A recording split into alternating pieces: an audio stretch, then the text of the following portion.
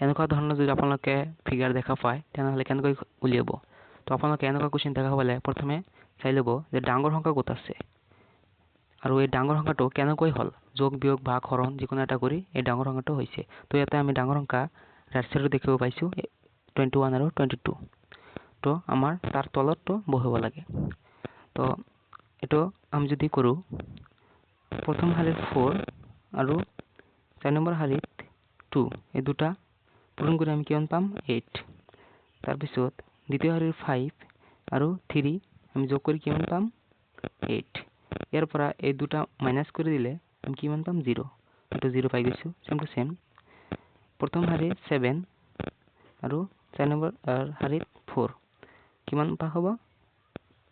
7 into 4 28 তাৰপিছত 28 হ'ব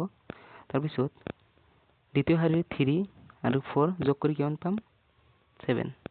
তো এই দুটাৰ পৰা মাইনাস কৰিলে কিমান হ'ব আমাৰ 28 পৰা 7 গলে 21 তো 2 নম্বৰ আমি শাৰীত দেখিব পাইছো 21 সেম টু সেম এটো কৰি চাও প্ৰথম শাৰীত 6 আৰু 4 নম্বৰ শাৰীৰ এই 5 পূৰণ কৰিলে কিমান হ'ব 30 আৰু এই সেকেন্ড শাৰীৰ 4 আৰু এই তৃতীয় শাৰীৰ 4 যোগ কৰি কিমান হ'ব 8 তো ইয়াৰ পৰা আমি মাইনাস কৰিলে কিমান হ'ব 30 ৰ পৰা 8 গলে 22 তো এটো আমাৰ কমপ্লিট হৈ গল তো এটি উলিব লাগে আমাৰ 4 নম্বৰ শাৰী তো 4 নম্বৰ কিমান আছে প্ৰথম শাৰীত 9 আছে আৰু 4 নম্বৰ 5 আছে এই দুটো পূৰণ কৰি কিমান হ'ব আমাৰ 45 তাৰপিছত দ্বিতীয় শাৰীত 6 আৰু তৃতীয় শাৰীত 5 এই দুটা যোগ কৰি কিমান হ'ব আমাৰ 11 তো 45 ৰ পৰা 11 যদি আমি মাইনাস কৰো কিমান পাম আমি 5 ৰ পৰা 1 গলে 3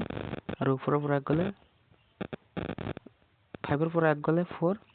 আৰু 4 ৰ পৰা 1 গলে 3 তো 34 হৈ যাব আমাৰ answer option A is the correct answer 34 ইয়াতে 34 বহিব